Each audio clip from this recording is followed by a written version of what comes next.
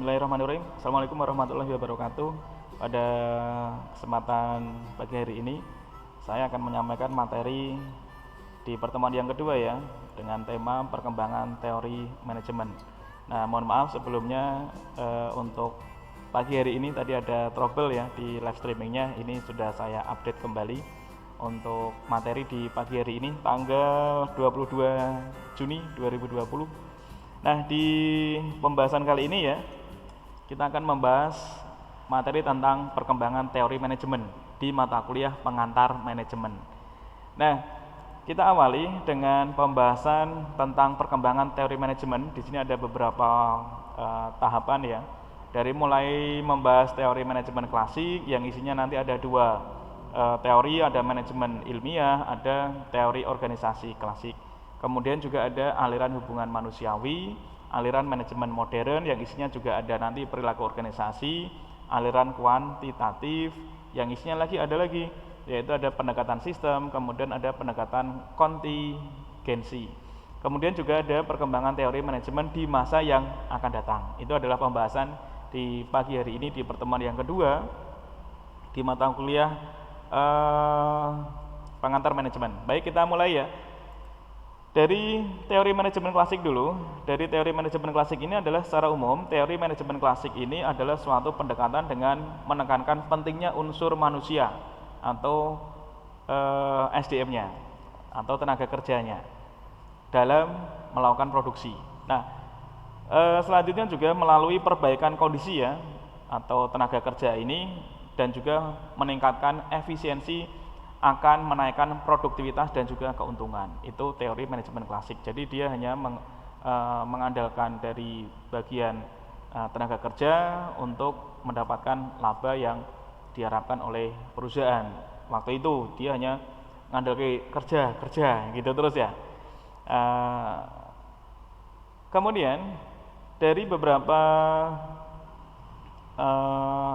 peneliti atau penulis ya yang menyampaikan bahwa terkait dengan teori manajemen klasik, yaitu menurut Robert Owen tahun 1771 sampai dengan 1858 menyampaikan bahwa manajemen ini yaitu menekankan pentingnya unsur manusia dalam produksi, sama ya kayak tadi ya, yang artinya menganggap bahwa tenaga kerja ini menjadi bagian atau aset atau vital mesin sebagai investasi yang menguntungkan. Jadi menganggap bahwa manusia ini adalah merupakan aset perusahaan yang sangat perlu untuk dijaga, dari kesehatannya, dari kesejahteraannya dan lain sebagainya. Jadi manusia ini merupakan komponen utama di dalam suatu perusahaan. Nah, itu menurut Robert Owen. Nah, kemudian juga dari Charles Babbage dari 1792 sampai dengan 1871 menganjurkan prinsip pembagian kerja melalui spesialisasi, menciptakan alat penghitung mekanis. Yang pertama, menganjurkan kerjasama yang saling menguntungkan antara kepentingan karyawan dan pemilik perusahaan, serta merencanakan skema pembagian keuntungan. Ini menurut dua peneliti ya terkait dengan teori manajemen. Nah, tentunya ada kesamaan-kesamaan di mana di sana juga menganggap bahwa manusia ini adalah merupakan aset perusahaan yang perlu dijaga. Karena kalau tidak ada tenaga kerja atau pekerja, maka perusahaan pasti repot untuk memproduksi, memasarkan dan lain sebagainya. Itu adalah teori manajemen klasik ya dari tahun zaman dulu. Tahun 1771. Was, ini tahun yang cukup lama ya. Mungkin ada yang sudah lahir, pasti belum ada. Ini tahun 17 loh, sekarang sudah 2000. 1792, 1771. Waduh, mbah saya juga belum lahir nih. Udah lama banget teori manajemen. Nah, manajemen klasik tadi dibagi dua ya, ada manajemen ilmiah dan juga ada teori organisasi klasik. Nah, manajemen ilmiah ini menyampaikan bahwa biasanya di sana menerangkan secara ilmiah ya metode terbaik untuk melaksanakan tugas apapun dan untuk menyeleksi, melatih dan memotivasi pekerja yang tujuannya adalah untuk meningkatkan produktivitas Ini manajemen klasik terkait dengan manajemen ilmiah. Jadi ini adalah suatu metode terbaik ya, manajemen secara ilmiah yang disampaikan oleh F.W. Tyler, Frank Lillian Gilbert, Henry Kane, Warrington Emerson.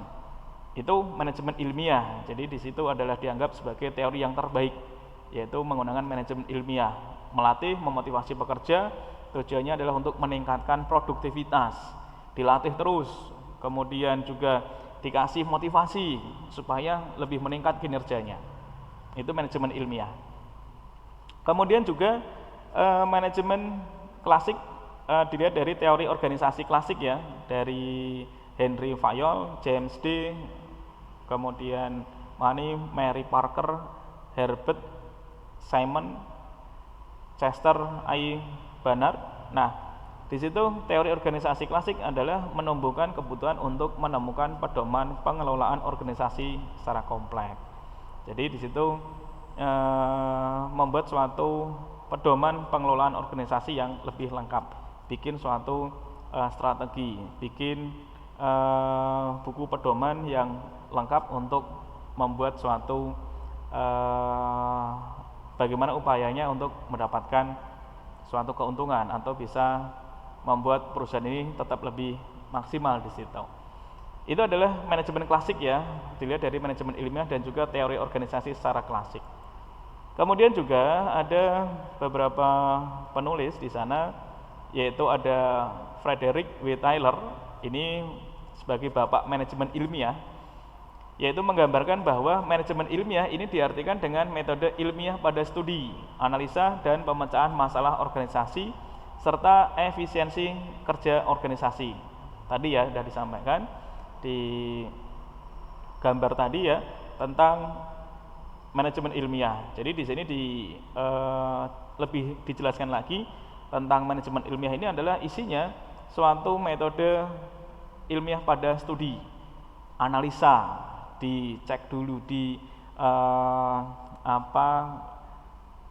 dianalisa lah ya, dianalisa dulu, kemudian juga bagaimana memecahkan masalah.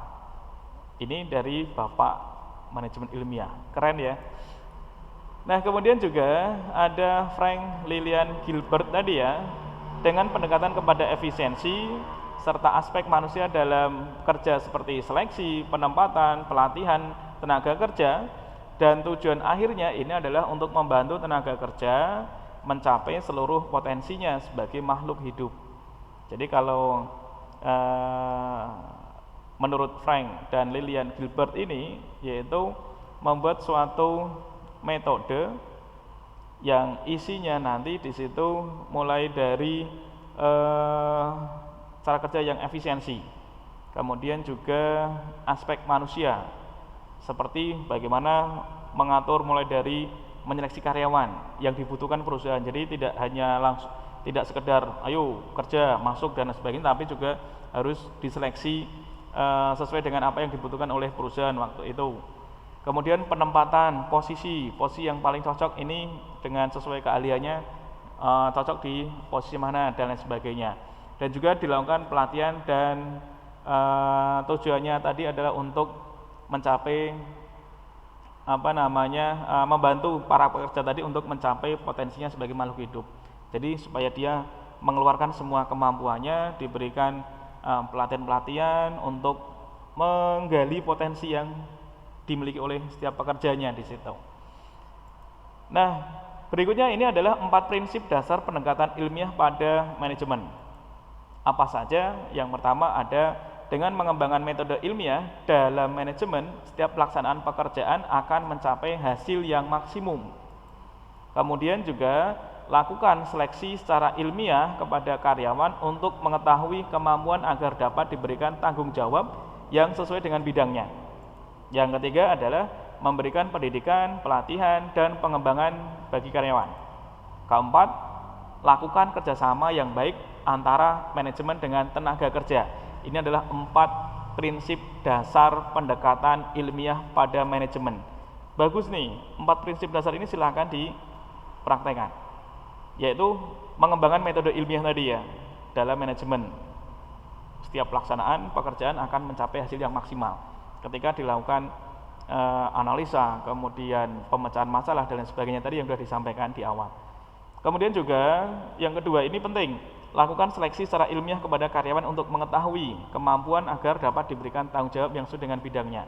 Dicek, dievaluasi kira-kira mana pekerjaan yang memiliki potensi, mana pekerja yang punya kemampuan lebih. Ini dilakukan seleksi. Diberikan pendidikan atau pelatihan yang ketiga untuk melakukan pengembangan kinerjanya. Yang keempat, kerjasama yang baik antara manajemen dengan tenaga kerja. Tadi dikatakan bahwa teori manajemen klasik tadi kan merupakan istilahnya ini menganggap bahwa pekerja ini merupakan aset gitu ya, aset yang perlu dijaga dan dikembangkan. Itu teori manajemen. Ada 4 prinsip dasar pendekatan ilmiah di dalam manajemen tadi. Baik, kita lanjut lagi. Berikutnya adalah pendekatan ilmiahnya yang terbesar darinya ini dari Henry L. Gantt tadi adalah penggunaan metode grafik yang dikenal dengan Bagan Gantt atau Gantt chart untuk perencanaan, kemudian koordinasi dan pengawasan produksi dan metode scheduling produksi. Jadi pendekatan ilmiah ini adalah dalam bentuk grafik ya, Bagan yang ini digunakan untuk melakukan perencanaan. Besok dilihat dari grafiknya atau Bagan ini sepertinya baik nih produk ini. Dan ini kira-kira kalau kita tingkatkan kembali, keuntungan akan semakin bagus lagi. Nah, itu adalah melakukan proses perencanaan, bagiannya tadi. Kemudian untuk melakukan koordinasi, ini di bagian tim ini kurang ini dan lain sebagainya, dilakukan koordinasi. Kemudian pengawasan, dicek, controlling tadi. Nah, dengan metode scheduling, jadi penjadwalan produksi yang tepat ini akan menghasilkan keuntungan bagi perusahaan yang maksimal. Itu, nah selanjutnya adalah pendekatan 12 prinsip efisiensi. Ada banyak nih.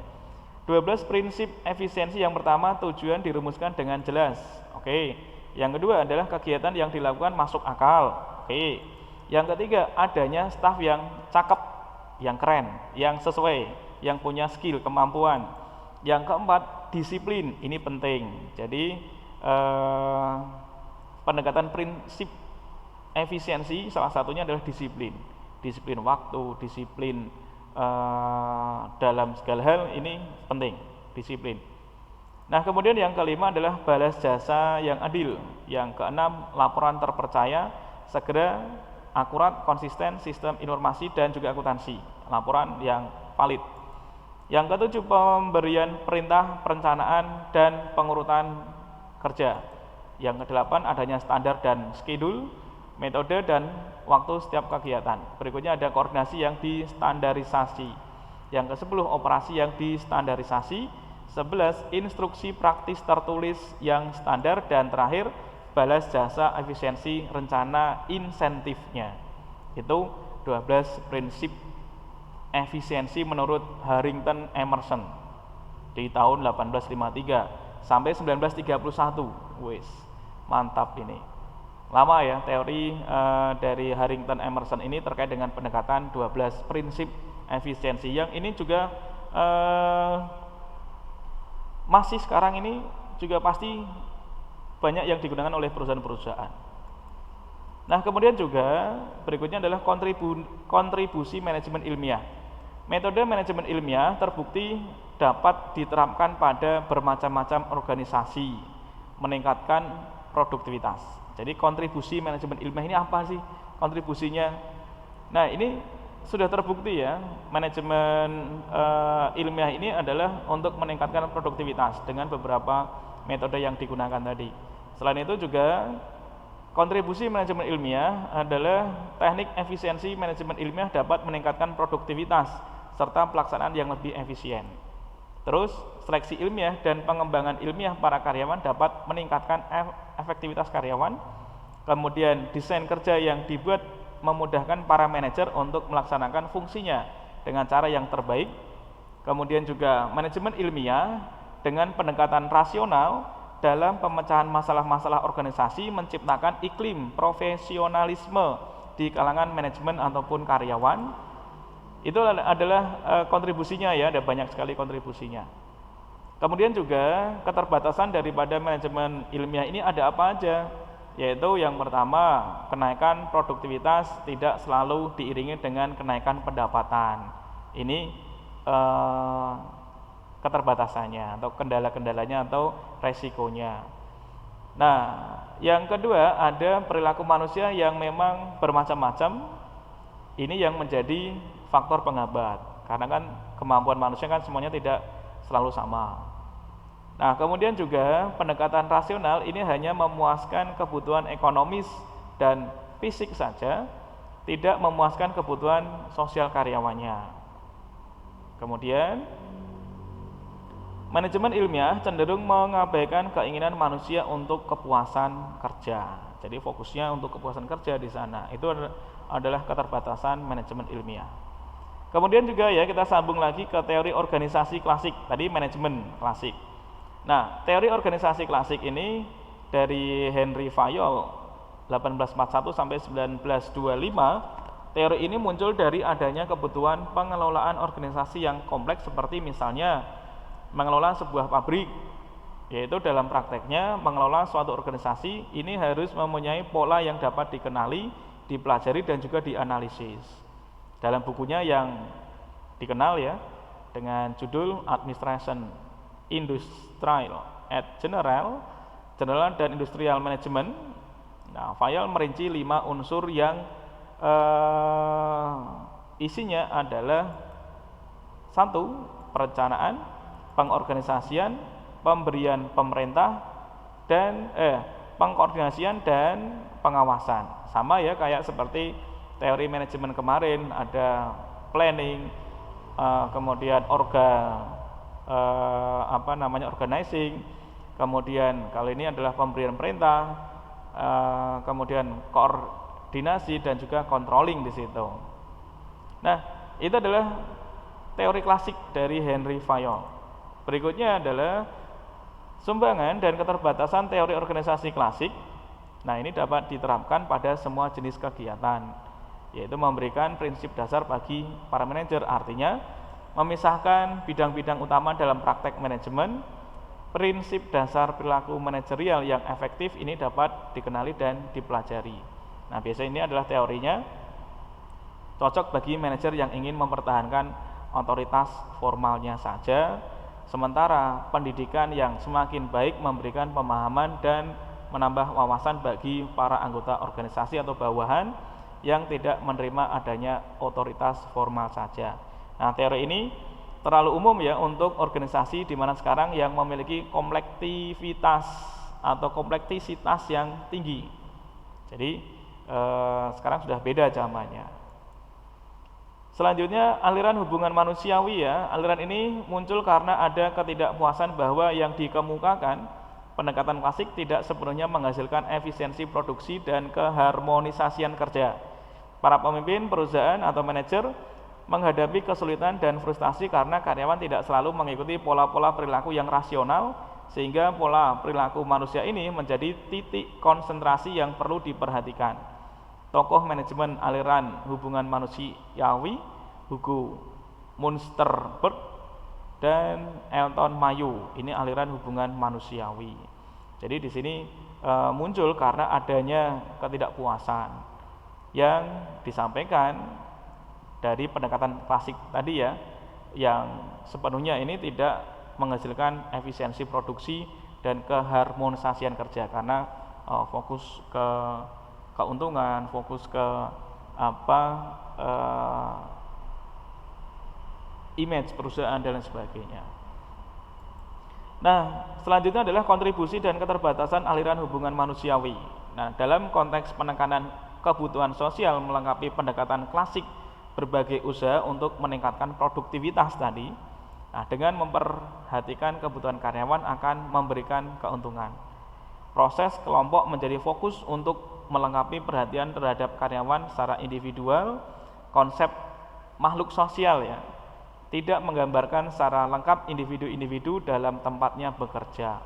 Perbaikan kondisi kerja dan kepuasan karyawan tidak menghasilkan peningkatan produktivitas yang dramatik seperti yang diharapkan. Ini kontribusinya. aliran manajemen modern ya, kalau tadi klasik. Nah, masa manajemen modern berkembang melalui dua jalur yang berbeda. Jalur pertama ini merupakan pengembangan dari aliran hubungan manusiawi yang dikenal sebagai perilaku organisasi, dan yang lain dibangun atas dasar manajemen ilmiah, dikenal sebagai aliran kuantitatif atau operation research, dan manajemen sains atau manajemen operasi. Itu aliran manajemen modern.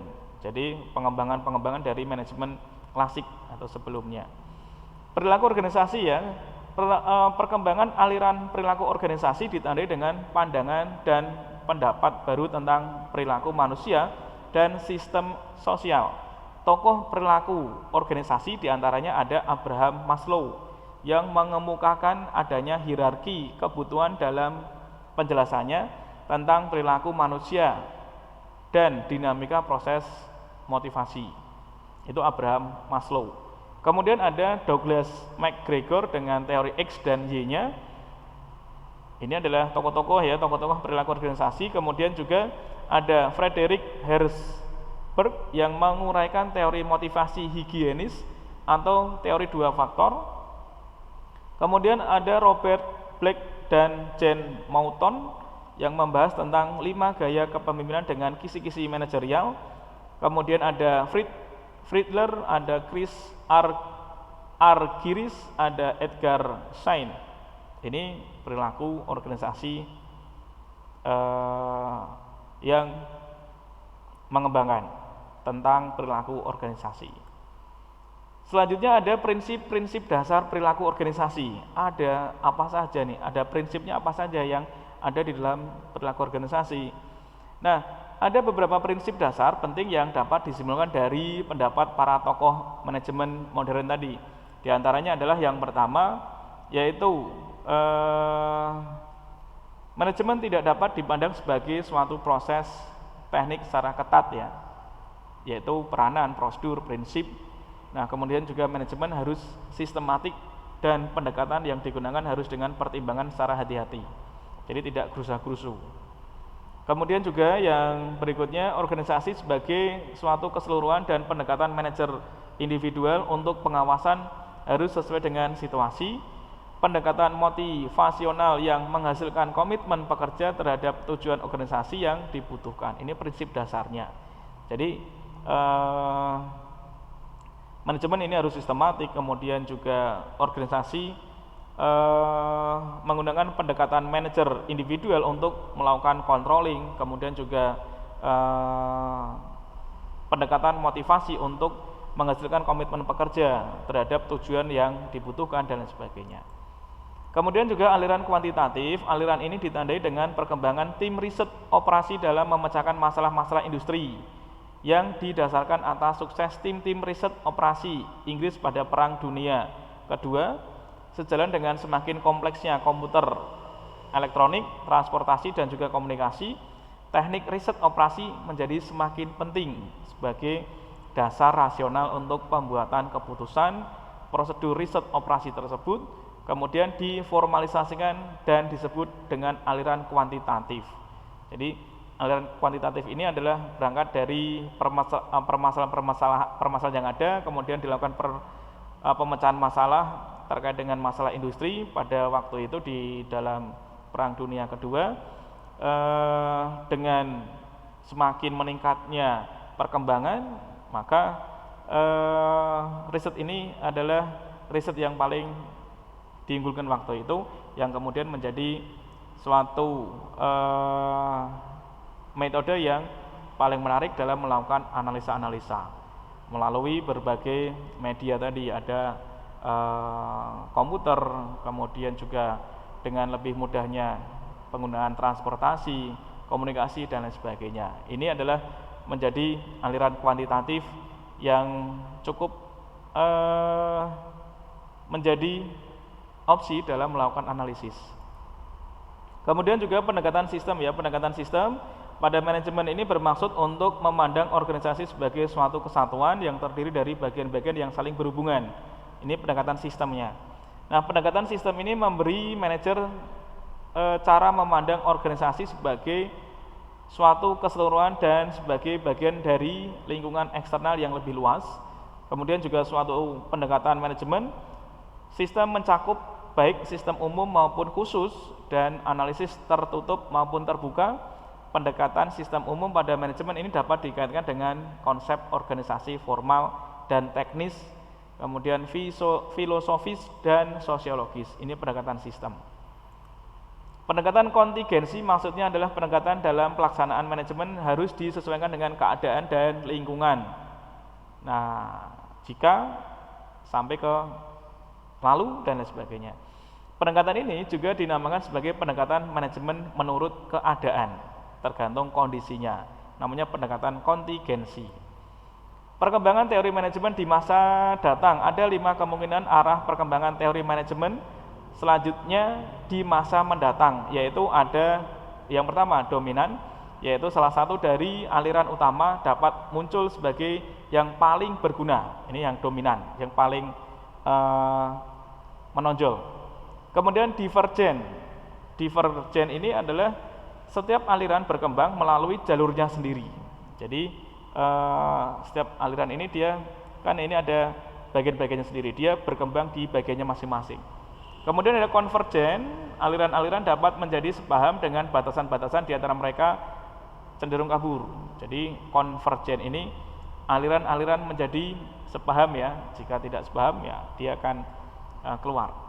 Kemudian ada sintesa, masing-masing aliran yang saling berhubungan atau berinteraksi. Dan proliferation, kemungkinan akan bertambah aliran lagi atau berkembang biak.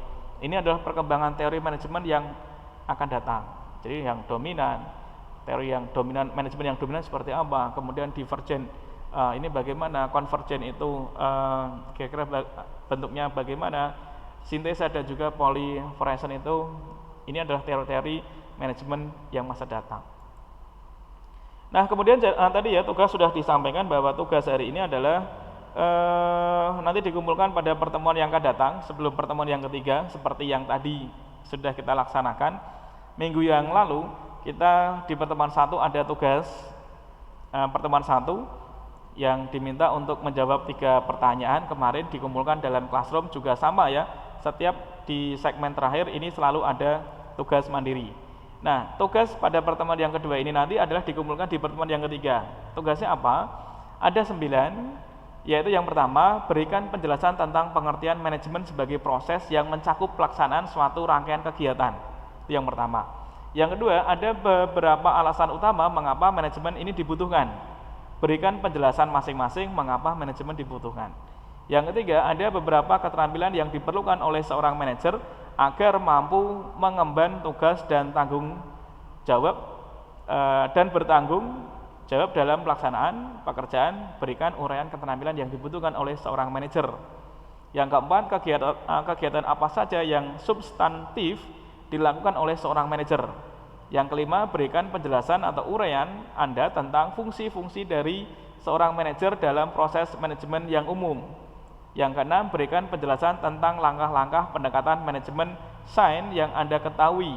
Yang ketujuh, ada keterkaitan antara pendapat para tokoh manajemen modern dengan berkembangnya manajemen sebagai ilmu pengetahuan atau SHINE dan pemikiran manajemen berdasarkan pendekatan sistem. Berikan pendapat Anda terkait dengan perbedaan dan persamaannya dari 2 hal tersebut.